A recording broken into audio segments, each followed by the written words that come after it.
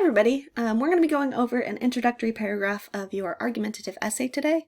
This is to make sure that if for some reason you haven't been able to start yet, you have a guide for how to complete this, or if you have already done your rough draft and you are ready to revise, you can check step by step that you have each piece correct. So let's get started. We are going to be looking at, first and foremost, our MLA formatting. I've already formatted this for you. It's in Times New Roman, size 12, and the entire document is double-spaced. I've also already created a running head, a header, and a title for you, so that part should be very easy. So let's identify each of those parts. The first part is this running head. That's at the very top, and it says last name 1 currently. You're going to replace this last name with your own last name. I'll use a different name here so that we don't get confused between the teacher name and the author of the essay. So I'll pretend that I am Hermione Granger, of course. So all I'm going to do to change this last name on my running head, which will show up on each page and count the pages for me, is to double click and replace last name with the appropriate last name, making sure to capitalize. Next we have our heading, that is the 4-line intro on the left upper corner of your paper. So we're going to replace name with your first and last name, capitalized correctly of course, and then your teacher's name. Make sure you spell your teacher's name correctly. In my case, make sure that you use MS period, that's the indicator for not married, and make sure we have this period and a space in between. Don't make them push together, it just kind of looks funny. And then your teacher's last name should of course be capitalized. Mine has an extra capital in there, so make sure you have that as well. Our class is ELA-8, and that is all capitalized because the class stands for English Language Arts, and then whatever your class period is. And your date should be in MLA formatting, which means we're going to start with the day, and then we'll move to the month. You can use the date that you are currently working on, or you can use the date that it is due. I'm going to use the date that it is due, just to be a friendly reminder for everyone. Alright, this looks good so far. Now we want to title our paper. Your title should be your own words and not the title of the article that you're going to be referencing. So make sure you're not stealing somebody else's words there. Come up with your own title that relates to your topic. So my topic for this example paper is going to be about dance and how dance is really common, especially in the year 2021 with the pandemic that we've been experiencing. So I'm going to be titling my paper something that references my point. My point is going to be how beneficial and helpful dance can be. So I'm going to title my paper, How Dance Can Help Us All. When you type your title, please make sure to capitalize each of the important words of your title. So for me, that's going to be all of my words here. The reason they're important is because they are not small helping words like articles and prepositions. Articles would be a, the, an. Prepositions would be of or on.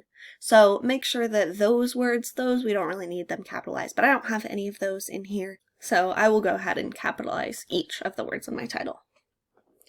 After that, we're going to move on to the essay itself. So before we get started, I want to reference our graphic organizer that we had. We're going to be looking at this pink section, which will tell us each of the components of our introductory paragraph. So the first thing we want to look at is our hook. The hook needs to be a sentence that really draws the reader's attention into the topic that you will be discussing. So the best way I can think to describe a hook is when you're scrolling on Instagram and you look at a picture and you see the caption. The caption has about 1 line of text that you can see automatically. And if there's more of a caption, you have to click a button that says See More in order to continue reading the caption. In order to draw the reader's attention, that first line of text has to be very interesting. So that's what our essay is trying to do, is starting with a sentence that draws the reader's attention in.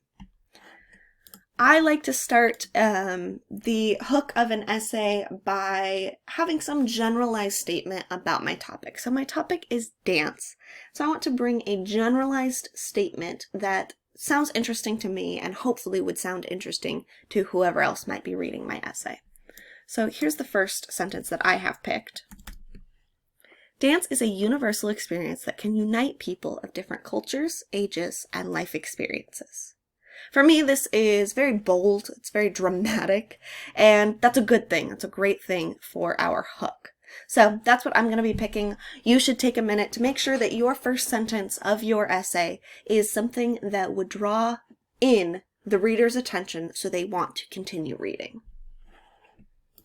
After that, we are going to be looking at the topic itself. So I will be discussing the topic of dance, and I want to eventually get into why it's controversial. So let's look at these next two sentences.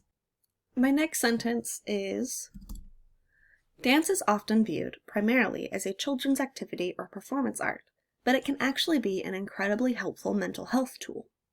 So this kind of addresses the topic of my paper, is that dance isn't just a children's activity. It's not just about performing. It's in fact really helpful when you use it for mental health.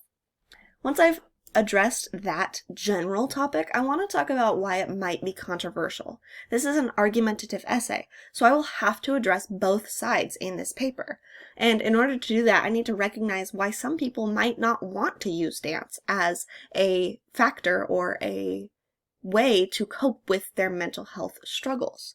So I need to address that right away from my paper so my reader understands that I know that this topic could have two sides. I can do that by saying, many people would be skeptical of using dance in their day-to-day lives due to the stereotypes and prejudices it carries. So I'm talking about why people would not want to use dance as a mental health skill or a mental health support system. Because of course there are stereotypes and there are prejudices around dance. Some people view it, like I said before, as a children's activity or a performance art, or there could be an association that it's feminine, it's for girls only. And so I want to make sure that in my essay I deal with why it can be so helpful, and this other side of the controversy is not as powerful as my own argument. So after I have talked about the general topic and what the controversy is itself, what those two opinions would be, now I want to address what I will eventually talk about in my paper. So my paper is going to have a few important points about why I think dance can be so helpful and what the article supports in that research that I've done. And so my next sentence, talking about what I will eventually be addressing, says, dance can help with exercise, connection with others, and maintaining positive mental health. So I've listed 3 things that I will be addressing in my essay, and it just gives the reader a preview of what's to come. I've been referring to this as my preview sentence, and it's really helpful. It really helps guide and focus the attention of your own writing and your reader when they go to read your paper. Finally, for your introductory paragraph, we have a thesis statement. This is the most important sentence of your entire paper because it tells me what you intend to prove. It tells me in just one succinct, clean sentence what it is you believe and what you're about to argue. So in my case, my thesis is, for these reasons, everyone should consider integrating dance into their own lives. So I'm making a bold claim that everyone should consider integrating dance into their lives, and I'm about to prove all of the reasons that I think this should be the case for everyone. Hopefully this video helped a little bit with your introductory paragraphs. Whether you are crafting or writing your introductory paragraph for the first time, or you are perfecting the rough draft that you have already written, make sure that you ask questions if you need them, and thank you guys very much for watching.